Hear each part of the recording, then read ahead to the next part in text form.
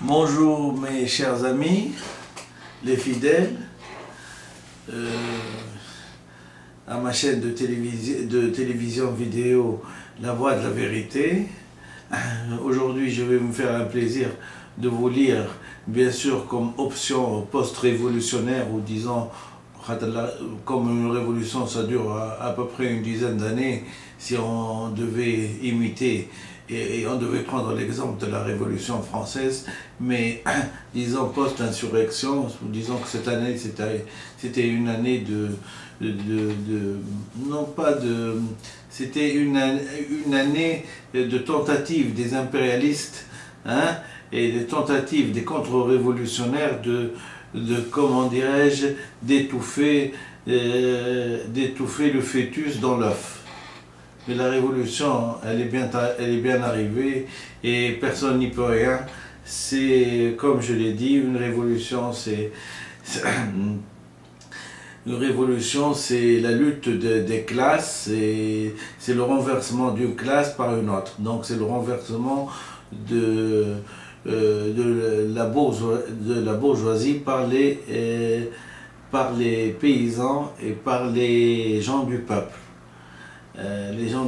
Donc il est inutile de faire des tentatives contre-révolutionnaires, d'essayer de ne pas en parler. Et comme je vois souvent d'ailleurs, les gens qui sont en politique n'aiment pas employer le terme révolution. Thawra, elle est pour eux lourde de conséquences dans leur langue.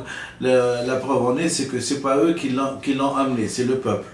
Donc, comme ils essayent de monter sur Thawra, hein, ils ne sont pas là pour s'avouer vaincus, bien qu'ils détiennent les rouages du pouvoir. Ceci dit, nous continuons notre chemin et nous continuons, si vous voulez, les buts de la révolution. Qu'est-ce qu'elle veut? Eh ben, elle cherche à adopter une politique post-révolutionnaire, une politique qui va nous mener, j'espère, vers la socialisation de la société et vers le partage, bien sûr, non pas du gâteau, mais le partage du travail. Disons, le partage du travail. Et comme je l'ai bien dit, j'ai souvent conclu que la révolution, comme a dit Mao, elle était là pour vaincre les impérialistes et les valets des impérialistes et les crapauds de ces valets qui se reconnaîtront sans que je les nomme. Hein? Et donc j'en suis à mon troisième chapitre du petit livre rouge de Mao Tse-tung et je vais me faire un plaisir, bien sûr en déclamant toujours Vive la République populaire de Chine, je vais me faire un plaisir de vous lire le socialisme et le communisme. Chapitre 3.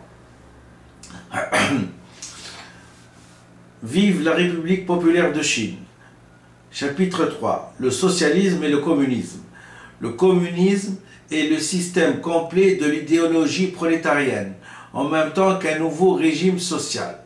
Cette idéologie est un régime, et ce régime social diffère de toute autre idéologie et de tout autre régime social. Ils sont les plus parfaits, les plus progressistes, les plus révolutionnaires et les plus rationnels de toute l'histoire de l'humanité. L'idéologie et le régime social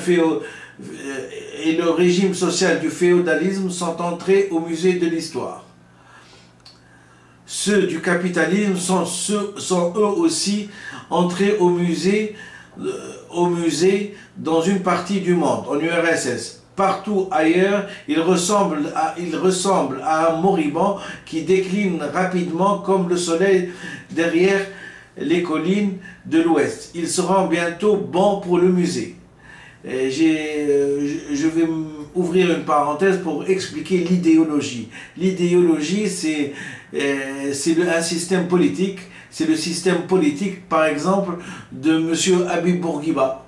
C'est grâce à l'idéologie bourguibiste, hein, et grâce à une propagande d'hommes de main, hein, qu'elle a été maintenue pendant 30 ans. C'est ça l'idéologie. Et vous voyez que l'idéologie ne nous a pas fait trop avancer. Hein.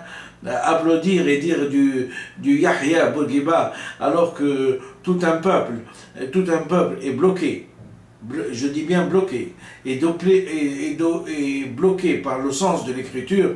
Voilà ce que les crimes qu'ont fait cette idéologie à ce peuple.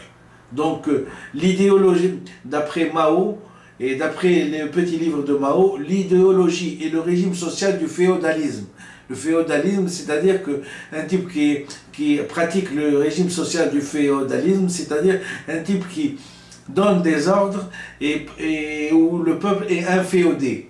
Inféodé, c'est-à-dire qu'il accepte tout ce qu'on lui dit, qu'il accepte tout ce qu'on lui dicte. Hein? Il est là pour ce qu'on appelle pour obéir aux ordres.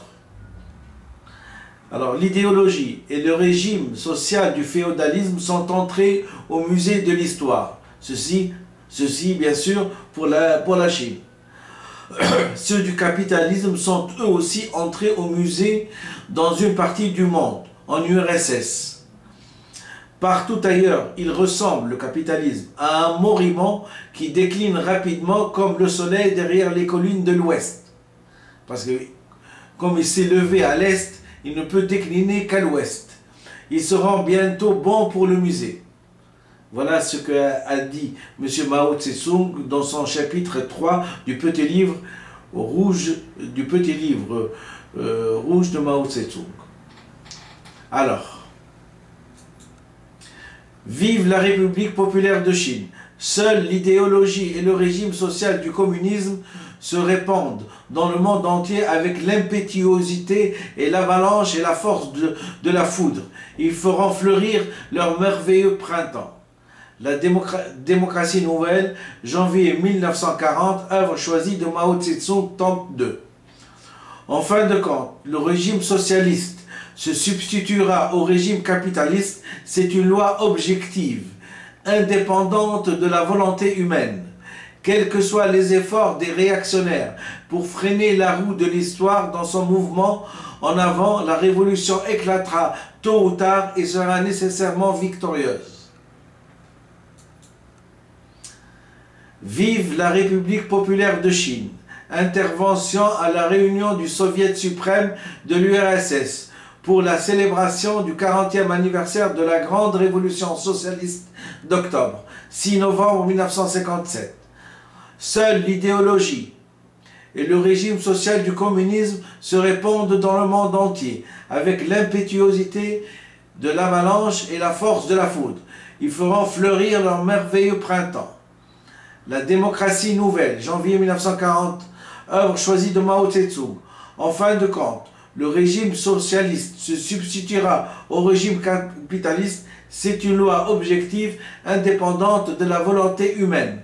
Quels que soient les efforts réactionnaires pour freiner la roue de l'histoire, dans son mouvement en avant, la révolution éclatera tôt ou tard et sera nécessairement victorieuse. J'ai tenu à relire 2 fois ce paragraphe pour bien avertir les gens qui ont des tendances contre-révolutionnaires, c'est qu'ils ne peuvent pas arrêter la roue de l'histoire. Et quels que soient les alibis, quels que soient les projets, quelle que soit l'eau bénite qu'on nous distribue, les grands projets, et comme je l'ai dit, hein, le paradis qui va arriver, hein, petit à petit dans notre civilisation, ça ne pourra jamais contrer les buts de la révolution et la transformation de cette société en une société sociale et communiste. Intervention à la réunion du Soviet suprême de l'URSS pour la célébration du 40e anniversaire de la grande révolution socialiste d'octobre, le 6 novembre 1957.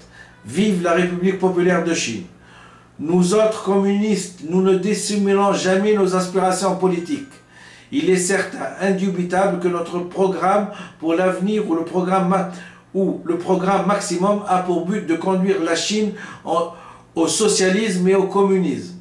Le nom même de notre parti ainsi que notre conception marxiste du monde indiquent clairement cet idéal suprême que nous voulons réaliser dans l'avenir, idéal infiniment beau et infiniment radieux. Vive la Révolution populaire de Chine, du gouvernement de coalition 24 avril 1945, œuvre choisie de Mao Tse-tung. Papa? Oui. Il y a quelqu'un? Oui.